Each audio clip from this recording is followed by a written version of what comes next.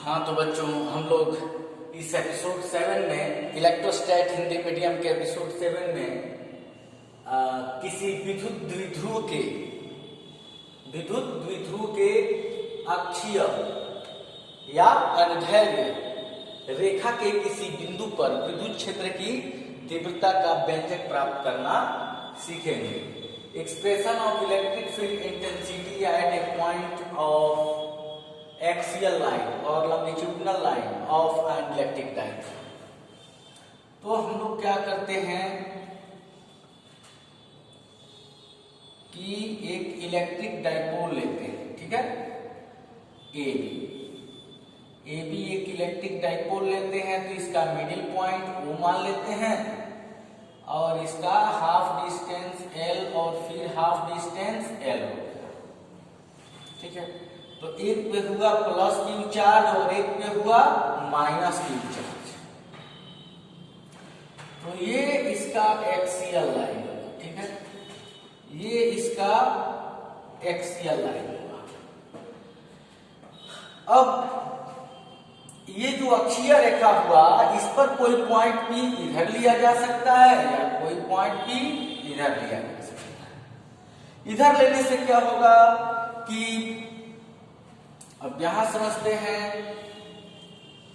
ये हुआ plus Q, ये माइनस क्यू और ये हुआ एक्सियल लाइन, है ना।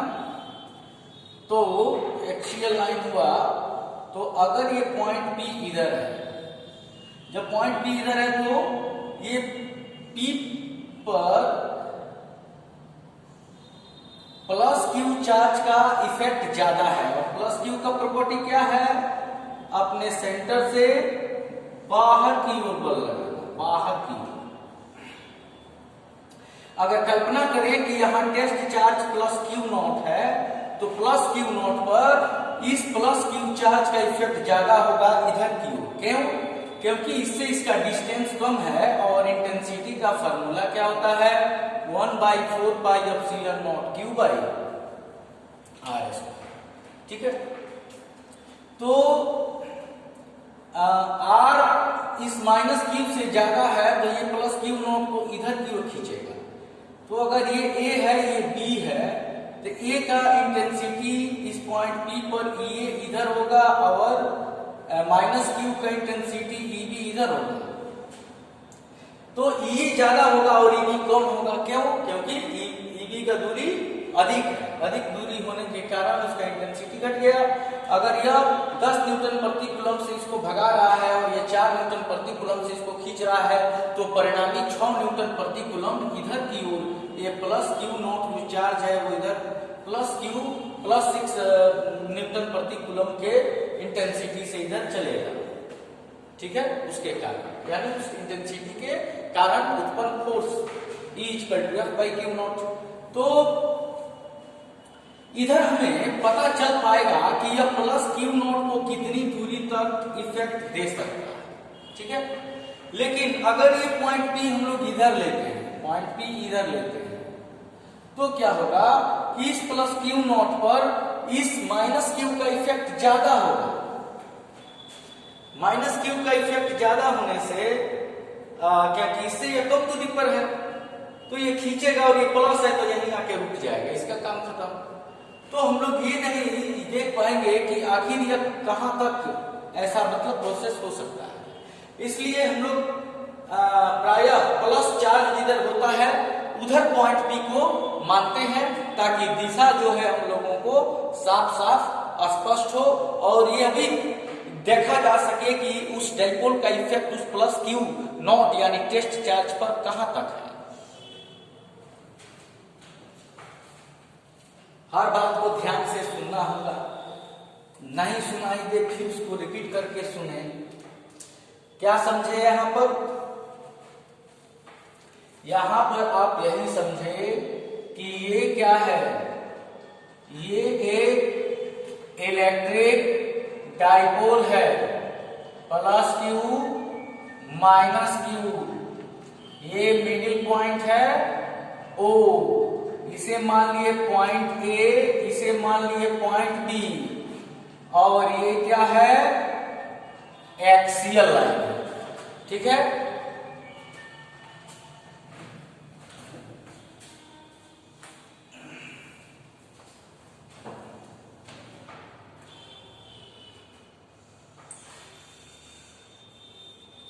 ये है एक्सियल लाइन, और इधर अगर पॉइंट P लेते हैं तो इस प्लस का इफेक्ट EA इधर मानते हैं, और इस माइनस का इफेक्ट EB इधर मानते हैं। और ऑलरेडी आप फार्मूला E = 1/4πε0 Q/r² से जानते हैं कि r जब बढ़ेगा तो ये घटेगा, तो ये नजदीक है तो इसका वैल्यू ज्यादा है, जैसे 10 न्यूटन प्रति कूलम। ये जो है दूरी पर है, तो इसका जैसे मान लो 4 न्यूटन प्रति कूलम, तो 10 से ही भगा रहा है, 4 से ही खींच रहा है, तो परिणामी 6 इधर आ रहा है। तो इधर कहां तक ये जा सकता है Q0। यहाँ क्या कल्पना करना है कि Q0 है, टेस्ट चार्ज है, तो ये Q0 कहां तक जा सकता है ये पता चलेगा। अगर इधर रखेंगे तो ये Q0 आके यहाँ रुक जाएगा ना। वैसे आप कहीं भी ले सकते हैं, कहीं भी पॉइंट इधर या उधर ले सकते हैं। तो हम लोग क्या करते हैं,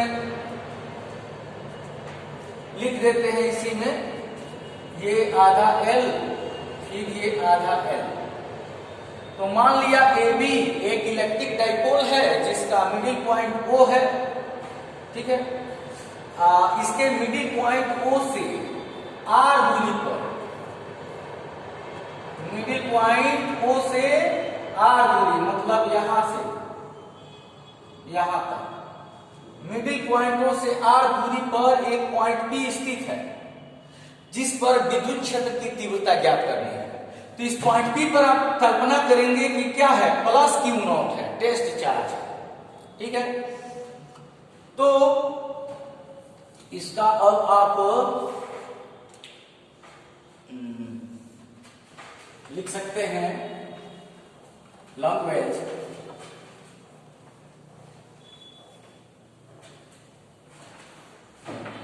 अब इसमें देखिए क्या है, उसी को लिखिए। माना AB एक क्या है, इलेक्ट्रिक डाइपोल है जिसके एक्सियल लाइन के किसी पॉइंट P पर, किसी पॉइंट P पर इलेक्ट्रिक फील्ड इंटेंसिटी यानी विद्युत क्षेत्र की तीव्रता ज्ञात करनी है जो क्या है, डाइपोल के मिडिल पॉइंट O से R दूरी पर, R ये ऐसे लिखे हैं तो ऐसे लिख दीजिए, R दूरी पर स्थित है, ठीक है। अब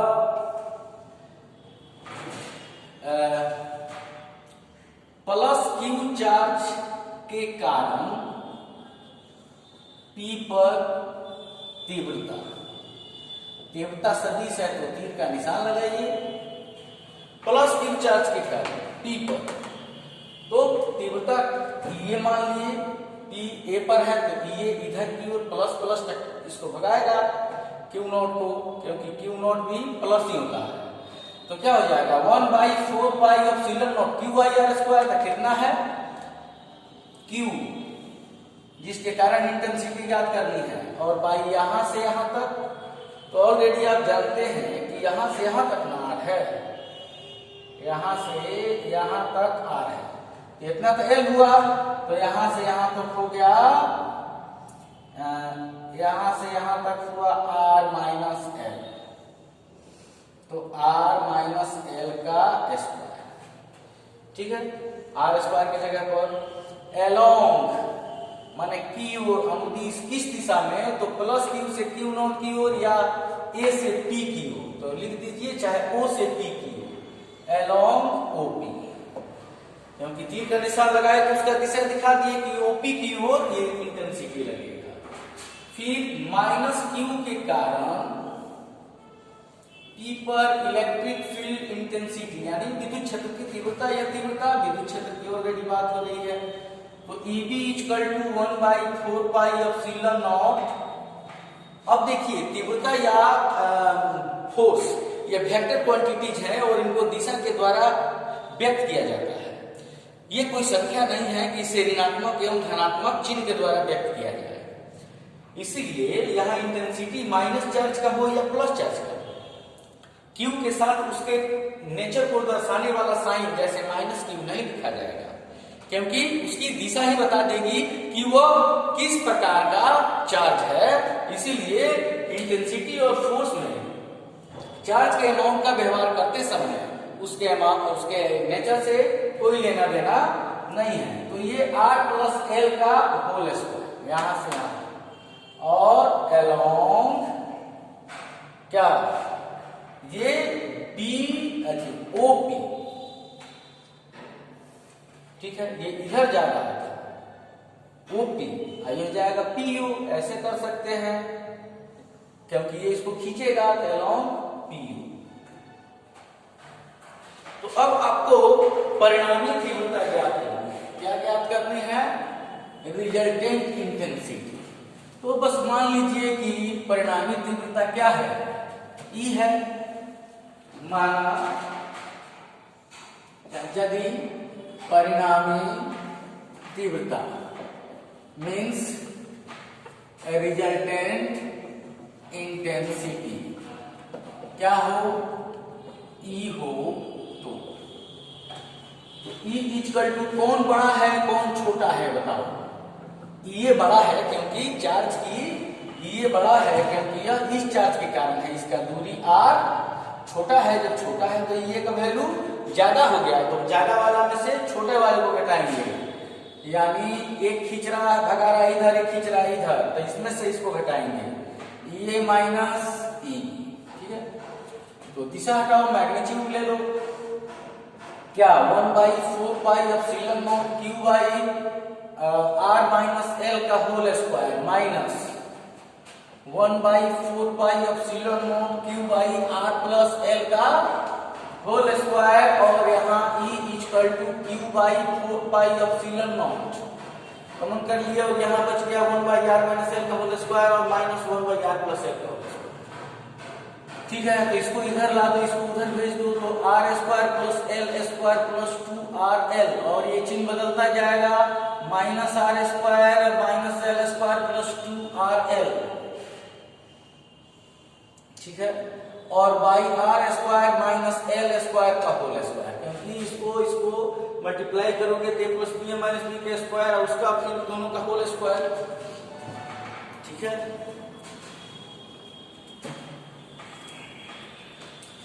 तो ये और ये कैंसिल हो गए, तो E equal to Q by 4 pi epsilon naught, और 2 और 2 4R है, और बाई R का पावर 4 कर देते हैं और लिख देंगे L स्क्वायर बहुत बहुत छोटा है R स्क्वायर से, ठीक है। क्यों छोटा है भाई? क्योंकि आप क्या पढ़े हैं कि जब परिमाण में बराबर एवं प्रकृति में विपरीत दो आवेश एक दूसरे से अल्प दूरी पर रखे जाए, अल्प दूरी small distance, if two charge of equal magnitude and opposite in nature are separated at a non-conductor object at very small distance, then the made system called electric dipole. Then that means अगर ये distance दो cm हुआ, इन दोनों plus Q minus Q के बीच का distance 2 cm हुआ, तो उसका हाफ L कितना हुआ 1 cm। 1 cm का SI मात्रक में क्या लिखेंगे 0.01 मीटर, और इसका स्क्वायर क्या हो जाएगा 0.0001। इसलिए ये काफी स्मॉल हुआ, इससे कोई फर्क पड़ता नहीं है, इसीलिए इसको L को छोटा मान लिया। तो ये R से कैंसिल हुआ तो 3 बच गया, और E equal to Q 4L को लिख सकते हैं 12 इंटू 2, और बाई ये 4 पाई एप्सिलॉन नॉट R, ठीक है। तो अब जानते हैं कि 2 को आगे लिख लिए, Q into 12 equal to P dipole moment. किसी विद्युत द्विध्रुव के एक आवेश के किसी एक आवेश के परिमाण इन दोनों आवेशों के बीच की दूरी, दोनों आवेशों के बीच की दूरी का गुणनफल डाइपोल मोमेंट कहलाता है। तो ये हो गया 2p by 4 pi epsilon naught R cube. तो इसी को कैसे लिख सकते हैं, 1 by 4 pi epsilon naught 2p by R. और ये क्या हो जाएगा, अगर इसी का now in vector form, vector form में अगर इसको लिखते हैं तो E equal to 1 by 4 pi epsilon naught 2p by R. Along P पर भी दे सकते हैं, तीर का निशान, डायरेक्ट इसका डायरेक्शन लिख दीजिए, अलोंग ये मैग्नीट्यूड ले लीजिए, अलोंग OP, अलोंग OP, यानी परिणामतः ये इधर बनाएगा, ये इधर खींचेगा, परिणामतः ये इधर की ओर चलेगा, यानी रिजल्टेंट इंटेंसिटी इस दिशा में होगी। ठीक है, तो एक फॉर्मूला मिला हम लोगों को। अब जो आर के साथ वेरी कर रहा है, ये कांस्टेंट है, फिर डाइपोल जो है कांस्टेंट है, डाइपोल मोमेंट उसका, क्योंकि Q इंटू 2L ये बदलेगा नहीं। एक डाइपोल एक पीएसएलआई की तीली पे चार्ज रखे हैं तो वो उसी पे रहेगा। तो ये आर के साथ इंटेंसिटी चेंज हो रही है, जो दूरी के तृतीय घात के व्युत्क्रमानुपाती। ठीक है, इसको हम लोग आगे न्यूमेरिकल में एक्सप्लेन करेंगे। अब एक और हम लोगों को देखना था थ्योरी, दो थ्योरी, लंबसम विभाजक रेखा। ठीक है,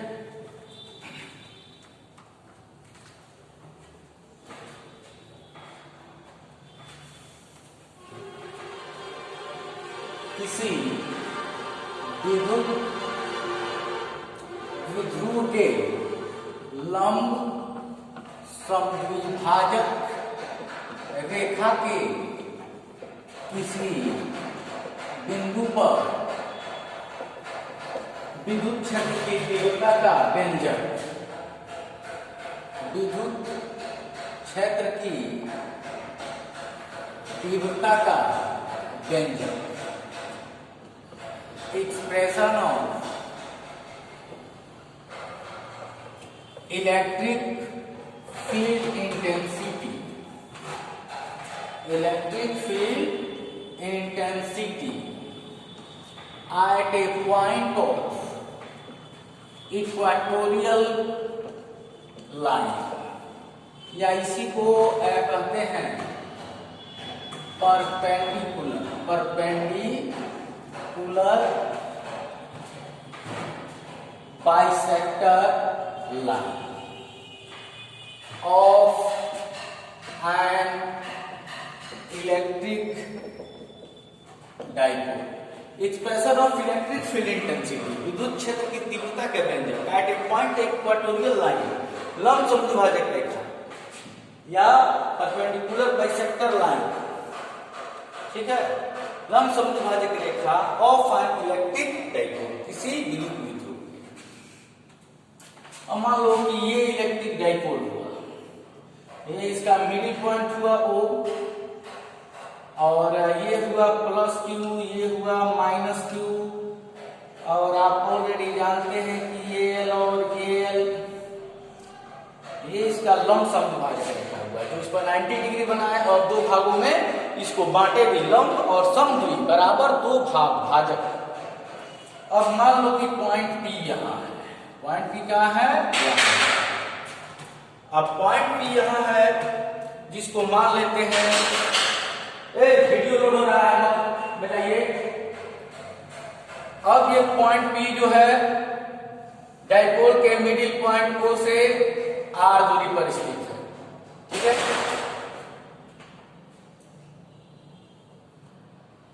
अब ये जो है यहां पर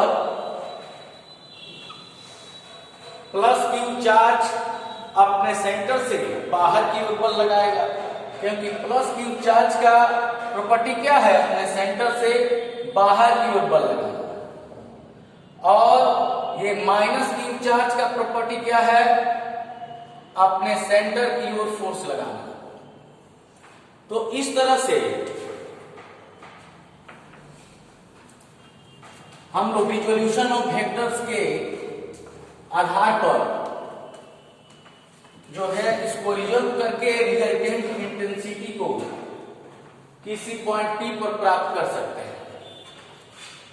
जैसे ये परपेंडिकुलर बाइसेक्टर लाइन हुआ और ये इलेक्ट्रिक डाइपोल हुआ। इलेक्ट्रिक डाइपोल AB, इस पर प्लस क्यू चार्ज है और इस पर भी माइनस क्यू चार्ज है, प्लस क्यू माइनस क्यू, और इस डाइपोल का मिडिल पॉइंट O है। अब ये इसका परपेंडिकुलर बाइसेक्टर लाइन हुआ। अब इसके मिडिल पॉइंट O से R दूरी पर कोई पॉइंट P लेते हैं। मान लेते हैं कि ये R डिस्टेंस पे है, उसी पे प्राप्त कर लेते हैं। तो ऑलरेडी अभी हम लोग फिगर में देखे कि ये जो प्लस चार्ज है यह अपने सेंटर से बाहर की ओर इंटेंसिटी EA लगाएगा। क्या? EA, EA, ठीक है। और ये जो माइनस क्यू चार्ज है ये इंटेंसिटी EB लगाएगा। तो ये हुआ EB। अब यहां देख रहे हैं कि यहां एंगल थीटा हो, यहां भी एंगल थीटा हो, तो इस EA को दो पार्ट में बांट सकते हैं। तो ऑलरेडी ये जो है यहां इसे दो भागों में बांटा जा सकता है। जैसे ये थीटा तो ये थीटा, क्योंकि ये रेखा और ये रेखा समानांतर हैं और एक ही रेखा उनको काट रही है। तो ये अभी हम लोग क्या पढ़े थे कि ये है अगर वेक्टर कोई भी, जैसे वेक्टर R हो, पर सीखे थे हम लोग यहाँ थीटा है तो थीटा के सामने लंब डालेंगे, थीटा के सामने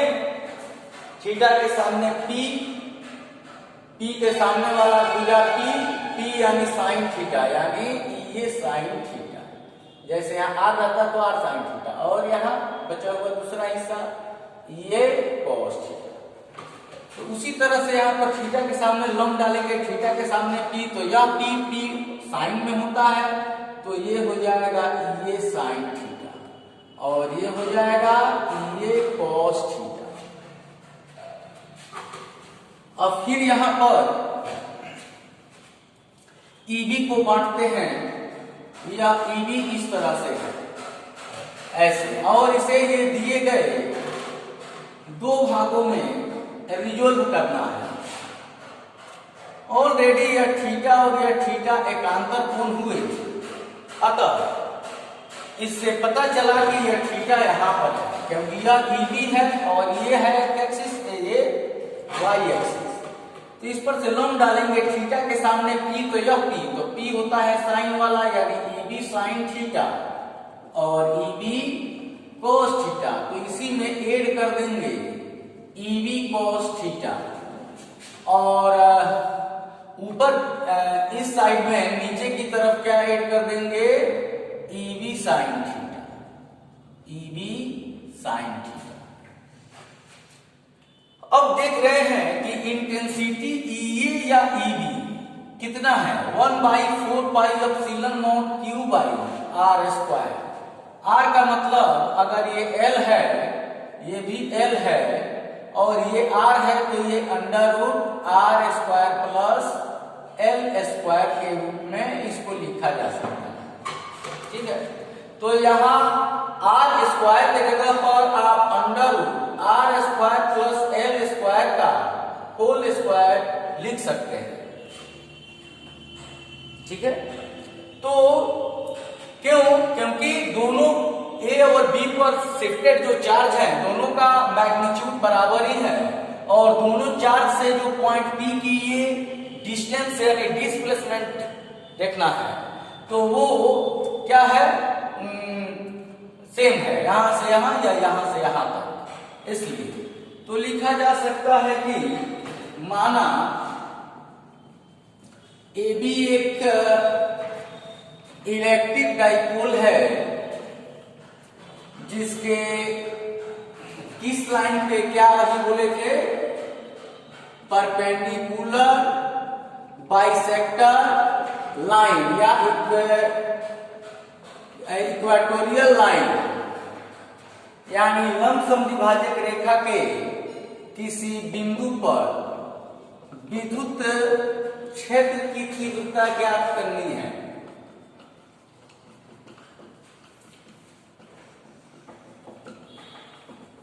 जो क्या है कि डाइपोल के मिडिल पॉइंट से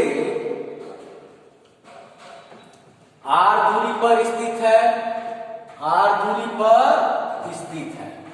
जो पॉइंट पी है वह डाइपोल के मिडिल पॉइंट पी के बाइसेक्टर लाइन पर है और आर दूरी पर स्थित है। तो क्या लिखा जा सकता है कि ये सदिशों के वियोजन के अनुसार, सदिशों के वियोजन के अनुसार परिमाण में बराबर एवं दिशा में विपरीत होने के कारण क्या होगा, ये साइन थीटा और ईबी साइन थीटा क्या कर देंगे, एक दूसरे को निरस्त कर देंगे कि नहीं, क्योंकि ये और ईबी परिमाण में बराबर हैं, क्योंकि ये और ईबी का वैल्यू सेम है और साइन थीटा तो दोनों के लिए थीटा का वैल्यू सेम है। तो एक ऊपर 10 न्यूटन खींच रहा है, एक नीचे 10 न्यूटन, तो उसका रिजल्टेंट क्या हुआ,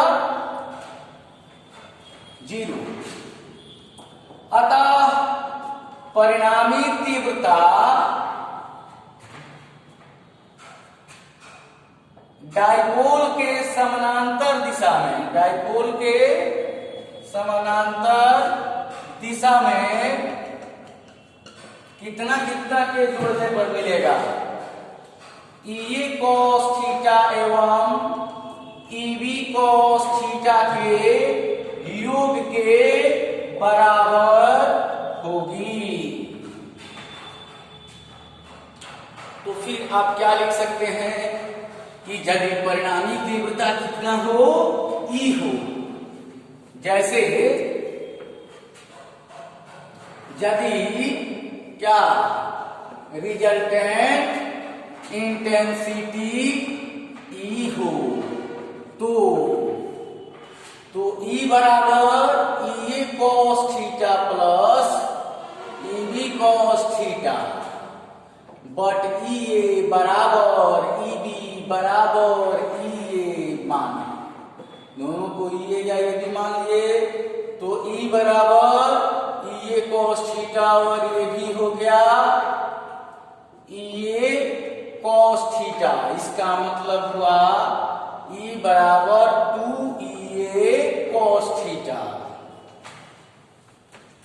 तो इसके बाद E equal to 1/4 pi epsilon naught E का और Q बाई आर स्क्वायर, तो Q, तो यहां से यहां तक का आर स्क्वायर यानी under root R square plus L square का होल स्क्वायर, और cos theta equal to B by H, तो थीटा के सामने तो ये पी हो गया 90 डिग्री के सामने h, और ये हुआ b, तो b बाई एच मैंने l बाई इतना, तो cos थीटा का वैल्यू हुआ b बाई एच, b के जगह पर यहां से यहां तक l और h के जगह पर R square plus L square का पावर 1/2 यानी अंडर रूट, तो ये स्क्वायर से ये कैंसिल हो गया और E इक्वल टू, अब इसको ऐसे ऊपर सजा के लिख देते हैं Q इंटू 2L, Q और इंटू 2L, क्या मतलब Q into 2L P dipole moment और बाई 4 पाई एप्सिलॉन नॉट। अब इसका पावर 1/2 यानी पावर से संख्या पर जोड़ते हैं तो R square plus L square का पावर 3/2। तो यहां लिख सकते हैं क्या कि E बराबर Q गुने 2LP बाई 4 पाई एप्सिलॉन और R स्क्वायर का पावर 3/2। क्यों? क्योंकि L स्क्वायर बहुत छोटा है R स्क्वायर, ठीक है, तो ये कैंसिल हुआ। तो E बराबर P by 4 pi epsilon not R cube, इसी को वेक्टर फॉर्म में लिख सकते हो 1/4 pi epsilon not P by R cube, P by R cube कहाँ? along parallel to dipole AB, ठीक है। अगर इस पॉइंट P पर एक टेस्ट चार्ज रखेंगे तो वो इधर की ओर चलना शुरू करेगा, ठीक है। अगले वीडियो में देखेंगे बच्चों।